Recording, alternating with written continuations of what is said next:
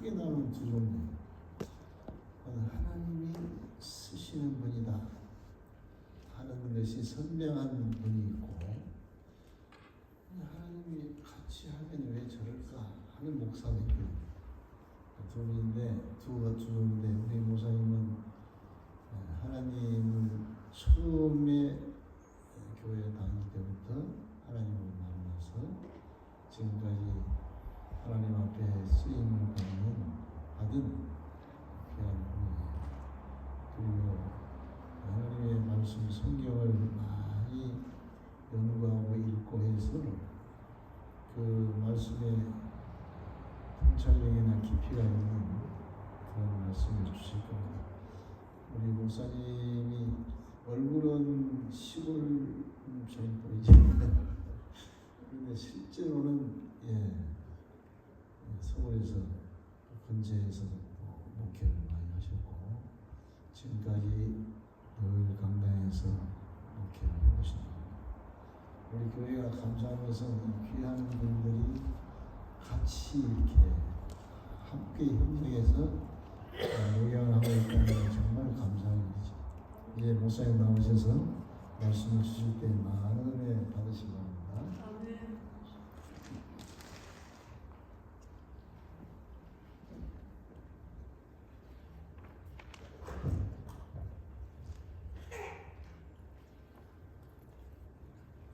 잠깐 기도하겠습니다. 하나님 아버지 감사합니다. 예배하고자 오늘 모인 저희들에게 하나님 말씀을 들려주시옵소서. 말씀을 심부름하는 종을 사랑해 주시고 더하고 하나 빼지 않게 하시고 있는 그대로 잘 전할 수 있도록 복 주시옵소서. 예수님 이름으로 기도 올리옵나이다. 아멘.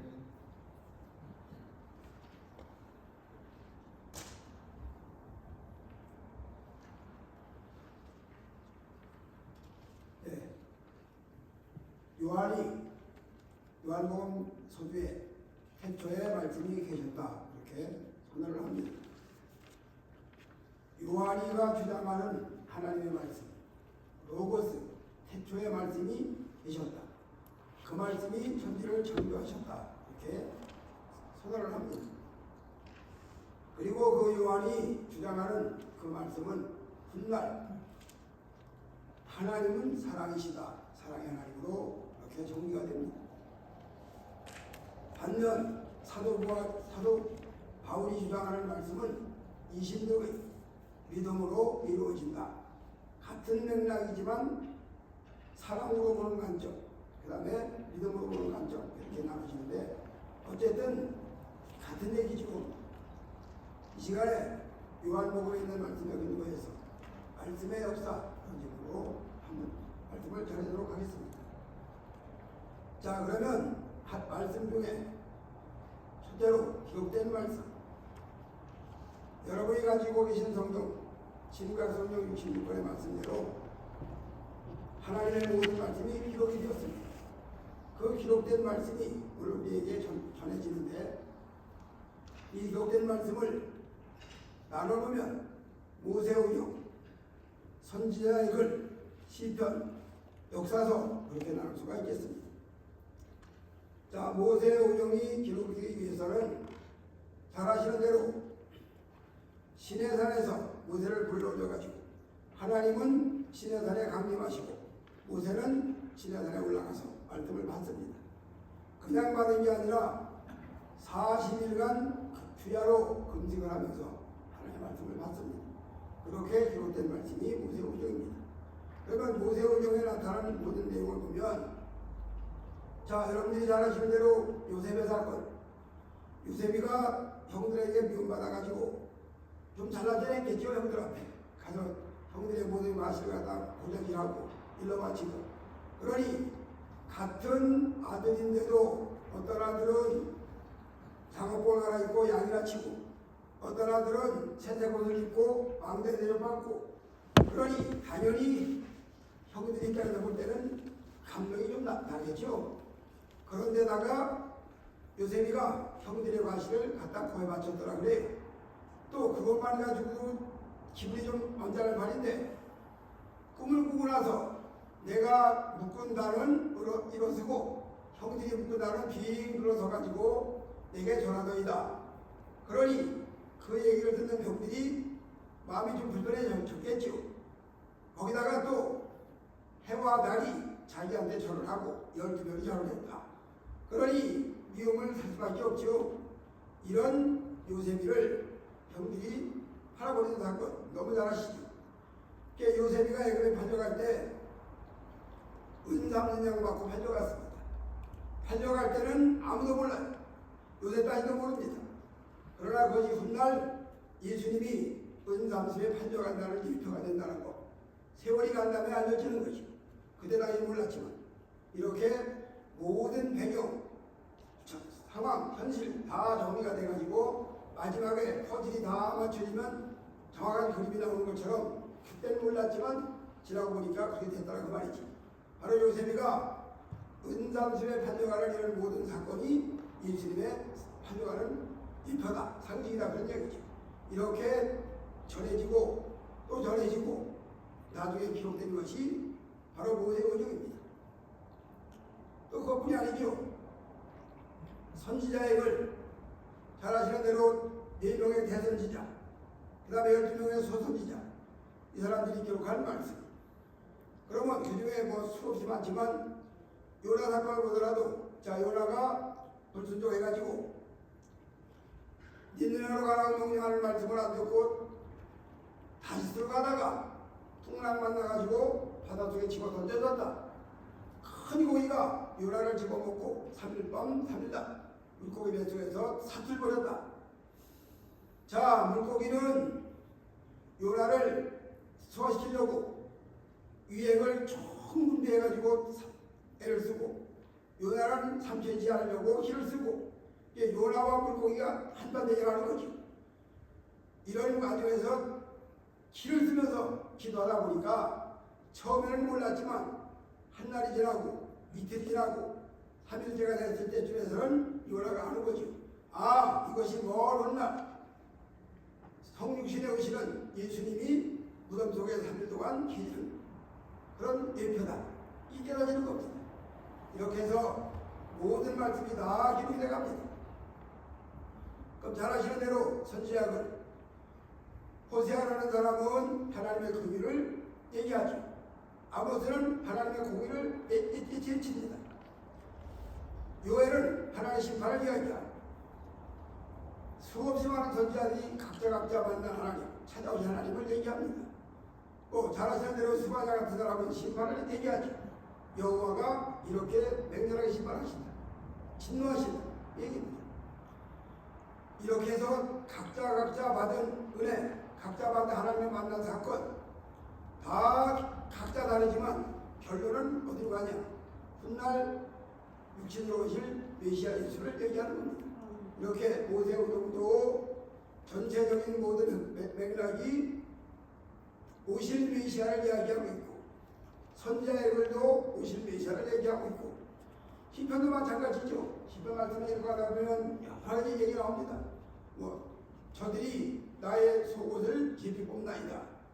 그때 당시 그 기자는 그런 내용을 기록한 게 아니거든요. 지나고 보니까 십자가상에서 다니신 그 예수가 그 예수님의 옷을, 제수의 옷을 가지면 재수가 좋다는 그런 얘기가 있으니까 저거를 나눠 가지고 갖지 말고 통째로 갖자. 그러려니 가위바위보 해야지. 제비를 뽑자. 가지고 하던 얘기. 당시의 시편 기자는 그것이 훗날 예수가 그렇게 된다는 걸 모릅니다. 그냥 기록하고 현실적인 얘기하다 보니까 이게 맞아 길게 보게 연결되는 거지. 이렇게 모세오경도 선지자의 글도 시편도 결국 오실 메시아, 먼 훗날 오실 메시아를 이야기하는 겁니다. 이렇게 기록된 말씀, 창세기서부터 말라기까지 저 선도로 된 말씀. 그 다음에 두 번째로 나타난 말씀. 자, 긴 세월 동안 예수가 오신다, 메시아가 오신다. 이사야가 예언한 대로 메시아 대방사상, 예수가 오신다. 남은 자 사상, 남은 자가 하나님의 역사를 이룬다. 이것이 이루어지는 겁니다. 많은 선지자들이 구약에 수없이 얘기했던 그 예언이 이루어져가지고 드디어 예수가 땅에 오셨습니다. 나타나셨죠. 사람들이 오셨습니다. 이거를 기자들은 뭐라고 말하냐면 하나님이 사람과 함께 계셨다. 하나님이 사람의 장막에 머물러 오셨다. 이렇게 얘기를 하죠. 바로 예수께서 오셨습니다. 이게 나타난 말씀이에요. 이분이 오셔가지고 뭐 잘 아시겠지만 하늘나라 선포. 자, 천국이 가까웠다. 하늘나라가 가까웠다. 하늘나라 선포합니다. 그 다음에 또 병든 사람들 얼마나 많은지 모르죠. 안진병이도 있고 소경도 있고 뭐 가지가지 수없이 많은 병자들, 이런 병자들 주님이 만나면 고쳐지는 겁니다. 심지어 38년 된 병자도 주님 만나서 고침을 받고 소경거지 바티메오도 주님 만나 고침받고 이런 질병치유 사역, 또 질병의 원인을 거슬러 올라가 봤더니 자, 모든 병균들, 세균들 때문에 시작이 된 그런 병균도 있고 전부가 다 귀신의 장난은 아니지만 올라가고 봤더니 어떤 경우는 악한 영들이, 악령들이 역사하는 게 있더라 이 말이지. 바로 그 악령들, 귀신들, 악귀들을 추방을 해야 문제가 해결된다는 걸 아시고 주님께서 그 악귀들을 추방하십니다. 이렇게 오신 메시아 나타나신 말씀이 천국을 선포하고 질병을 고치시고 악귀들을 추방하고 이렇게 나타나신 말씀, 이 말씀을 다 마치시고 나서 주님께서는 잘 아시는 대로 십자가에 희생의 죽음을 죽으시고, 자, 희생의 죽음을 죽으셨는데 많은 권설, 예수 믿고 구원받고 천하 만민이 다 구원받기 위해서 예수님이 십자가에 죽으셨다. 이게 많은 권설입니다. 그런데 개혁주의 쪽에서는 그렇게 이야기 아니하고 제한속죄, 예수님이 십자가에 달려 돌아가신 그 모든 사건이, 그 사건이 천하 만민에게 다 해당되는 게 아니라 만대전에 선택된 백성들만 속죄하기 위해서 돌아가신다는 거예요. 제한속죄.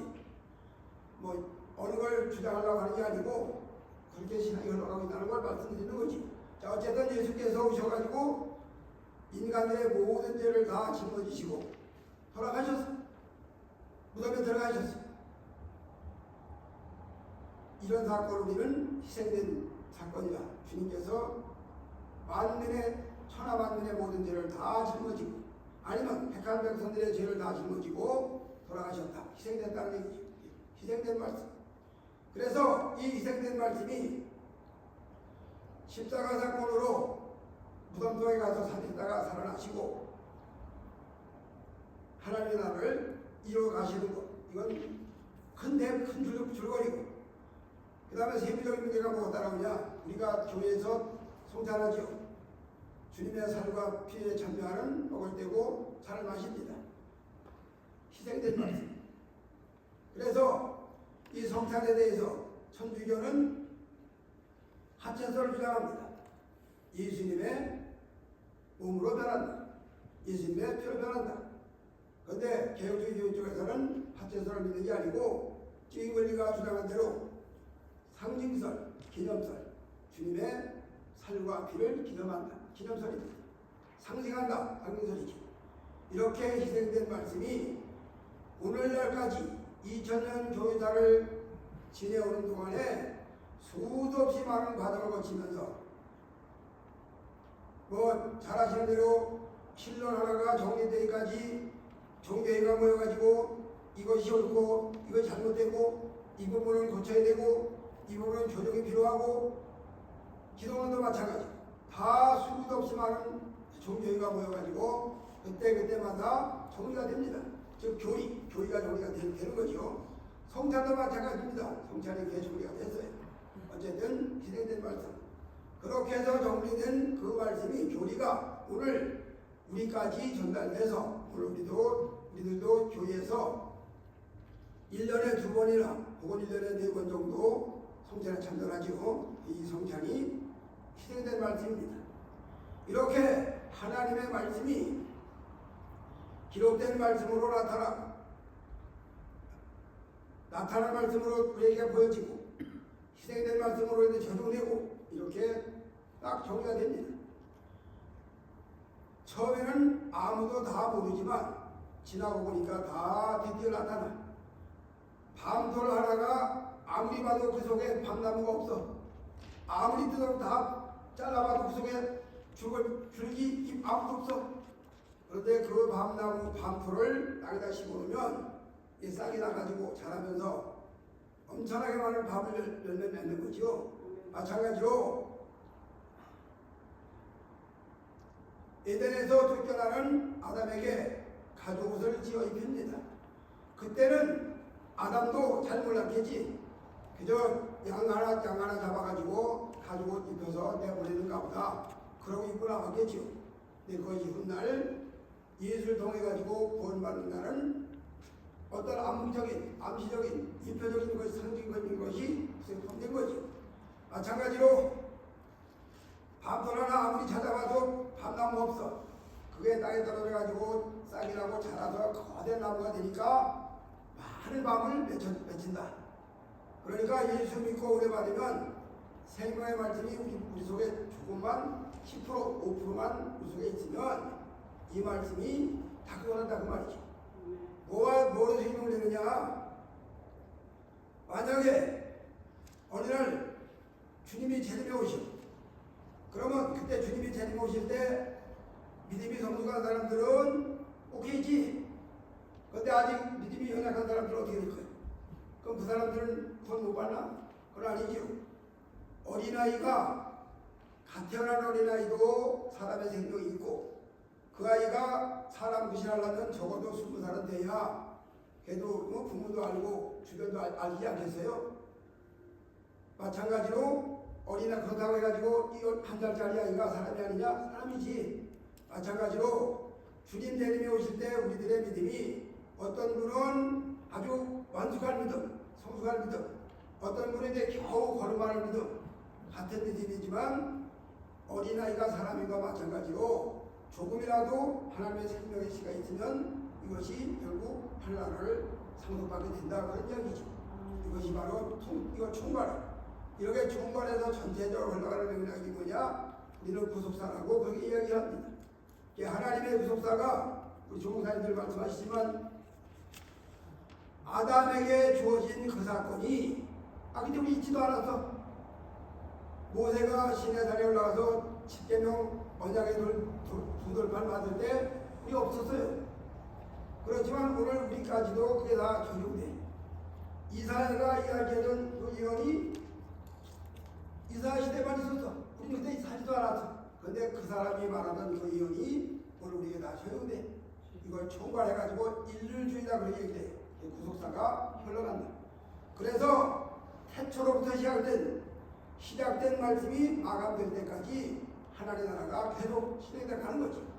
이렇게 기록된 말씀과 나타난 말씀과 기생된 말씀이 정리가 딱 됐어. 딱 틀이 짜졌어. 그러면 오늘 교회마다 목회자들마다 예배 시간마다 말씀을 증거하는데 다른 말씀 증거하면 이단이지. 이미 다 있는 말씀 증거하는 거지. 자, 이 말씀을 증거하도록 하기 위해서 주님이 디베라 바닷가에서 베드로를 불러가지고 대표지 이제 베드로가 딱 베드로 불러가지고 자, 네가 나 사랑하느냐? 예, 제가 주님 사랑하는 것을 주님이 하시나이다. 그러면 내 양을 먹이라. 또 다시 또 물어. 네가 나를 사랑하느냐? 예, 제가 주님 사랑하는 것을 주께서 하시나이다. 그러면 내 양을 치라. 이렇게 첫 번, 두 번째, 세 번째 확인을 하고 내 양을 먹여라. 내 양을 쳐라. 즉 모양계약이 체결됐다는 거죠. 이렇게 모양계약이 체결된 그 역사를 오늘 우리들까지 전승해가지고 이걸 다른 말로 말하면 사도적 전승이라고 그러는데 이게 전승받아가지고 교회마다 이 말씀을 얘기하는 겁니다. 창세기 태초의 말씀이 계셨다. 하나님이 천지를 창조하셨다. 창조된 말씀. 이 창조된 말씀을 교회마다 하나님의 말씀을 얘기하죠. 그런데 우리의 원수 악마는 하나님이 창조하신 게 아니고 진화됐다. 그럴듯한 거짓말을 지원해가지고 진화론을 얘기한단 말이죠. 여기에 많은 사람들이 속지. 그러나 하나님의 은혜 받은 사람들은, 하나님께서 선택받은 구원받은 백성들은 하나님의 창조를 변함없이 믿는 거지. 이렇게 창조부터 알파가 되시고 오메가가 되시고 처음이 되시고 나중에 되시는 그 하나님의 역사를 믿고 고백하고, 베드로 디베라 바닷가에서 베드로에게 무량 계약 증언하신 그 계약이 오늘 이 시대에 살고 있는 목사에게까지, 저에게까지, 또 전도사에게까지 다 연결돼가지고 시간마다 이 말씀을 이야기하는 겁니다. 이 말씀. 이렇게 하나님 말씀을 이야기하는 것을 설교를 선포된 말씀이라 그렇게 얘기를 하는데, 그러니까 강단에서, 교회에서 하나님의 나라 주일날 예배 시간에 정확한 말씀만 증거되어야 되는 거 아주 명백한 진리죠. 우리 조목사님은 전혀 다른 얘기 안 하시고 정확하게 말씀만 얘기하시니까 참 감사한데, 이게 하나님께서 주어진 시간, 예배 시간에 주일날 오직 하나님 말씀만 선포하고 말씀이 증거되어야 되고, 이게 선포된 말씀이에요. 이렇게 선포된 말씀이 증거되면서 어떤 역사를 이뤄내느냐. 이사야가 뭐라고 말하는 거 아니? 하늘에서 내린 비가 땅을 적시고 곡식을 다 내는 것처럼 여호와의 입에서 나오는 말씀이 헛되이 지나가지 아니하고 사람의 심령에 역사를 해서 하나님 나라를 이뤄간다. 이걸 요한복음에는 또 요한이가 뭐라고 얘기하냐면, 포도나무에 가지가 연결되어 있으면 자연스럽게 포도열매를 맺힌다. 그러니까 포도나무에 가지가 연결되어 있느냐 연결되지 않느냐 이 문제지. 즉 다른 말로 말하면 하나님께서 말씀하시대로 거듭난 새 생명 얻은 새 영혼된 새 생명된 이런 관계가 성립됐냐 안 됐냐, 이게 중요하다는 거지. 이게 하나님과 관계가 성립돼 가지고 새로운 생명이 주어진 사람은 어떤 경우에도 어떤 환경에도 하나님의 나라가 이루어져 간다. 즉 성령의 열매가 맺혀서 간다 그런 이야기죠. 다만 갑자기 되는 게 아니고 점진적으로 서서히 이루어져 간다, 이런 얘기를 하는 겁니다. 우리 하나님께서 우리에게 하나님께서 주신 신과 성령 66권의 말씀을 사역자들은 시간마다 증거합니다. 이렇게 증거된 이 말씀이 아무쪼록 여러분들의 심령에 전달되어서 좋은 열매가 맺혀지고 하나님 앞에 성경대로 말하면 30배, 60배, 100배 열매를 맺는 복 있는 역사가 있어지시기를 주님의 이름으로 축복해 드립니다. 아멘.